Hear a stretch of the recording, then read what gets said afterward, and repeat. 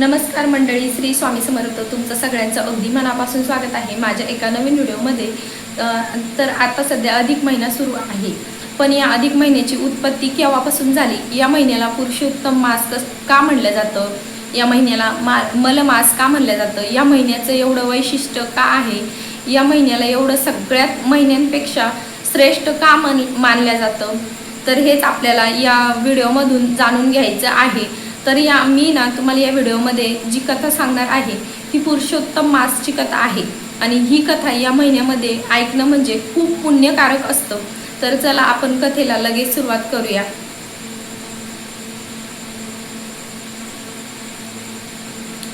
खूप प्राचीन काळीची ही एक गोष्ट आहे. त्यावेळी संपूर्ण सृष्टीमध्ये प्रत्येक महिन्याचं वेगळं स्थान आणि सन्मान होता.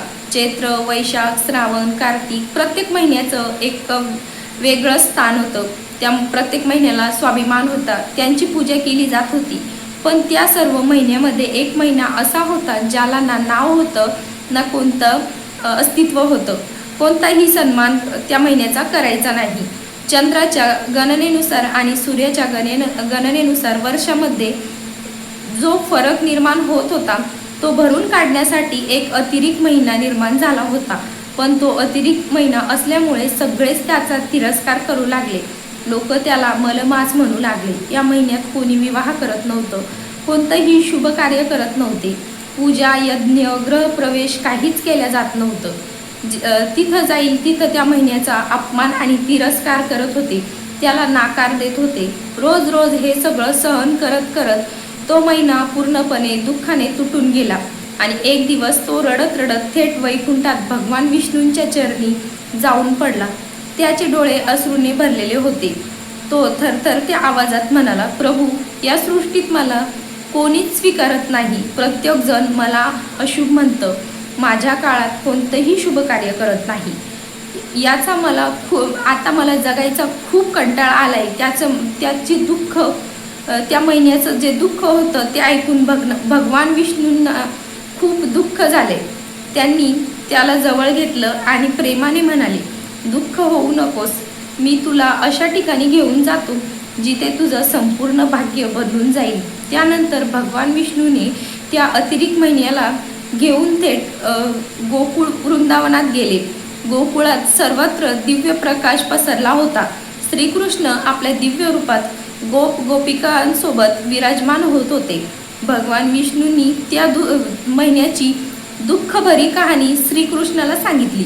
तेव्हा करुणामूर्ती भगवान श्रीकृष्ण हसले आणि त्या महिन्याकडे प्रेमाने पाहून म्हणाले, आजपासून तू एकटा नाहीस. मी स्वतः तुझी स्वामी आहे. माझा पुरुषोत्तम हे नाव आज मी तुला देतो. आता तू मलमास म्हणून नाही तर पुरुषोत्तम मास म्हणून ओळखल्या जाशील. या महिन्यात जो भक्त श्रद्धाने जप, तप, दान, व्रत, कथा आणि नामस्मरण करेल, अनेक जन्माचं पुण्य प्राप्त होईल त्या भक्ताला. मी स्वतः त्याच्यावरती कृपा करेन. भगवान श्रीकृष्णाचे हे शब्द ऐकताच त्या महिन्याच्या डोळ्यात आनंद अश्रू आले.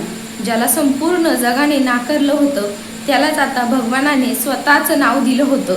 त्या दिवसापासून हा महिना सर्व महिन्यांमध्ये श्रेष्ठ मानला जाऊ लागला. म्हणूनच याला पुरुषोत्तम मास म्हणतात. शास्त्रामध्ये असं सांगितलं आहे की या महिन्यात केलेली छोटीशी भक्ती ही अनेक पटीने फळ देते. गरिबी असो किंवा श्रीमंत भक्त असो, मनापासून भगवानाचं स्मरण करत तो त्याच्या जीवनात सुख, शांती आणि कृपेचा वर्षाव होतो. असंही सांगितलं जातं की या महिन्यात अपमान करणारे, दुसऱ्यांना दुःख देणारे, पण श्रद्धेने पुरुषोत्तम मासाचं पालन न करणारे यालाही खूप मोठी शिक्षा मिळते. या पवित्र महिन्यात शक्य तितकं भगवानाचं नामस्मरण घ्या, कथा ऐका, दान करा आणि मनापासून भगवान श्रीकृष्णाच्या चरणी स्वतःला समर्पित करा. कारण पुरुषोत्तम मास हा केवळ एक महिना नाही तर तो भगवानाच्या कृपेचा जिवंत आशीर्वाद आहे. तर श्री स्वामी समर्थ. इथंच मी आपली कथा संपवते. जर तुम्हाला ही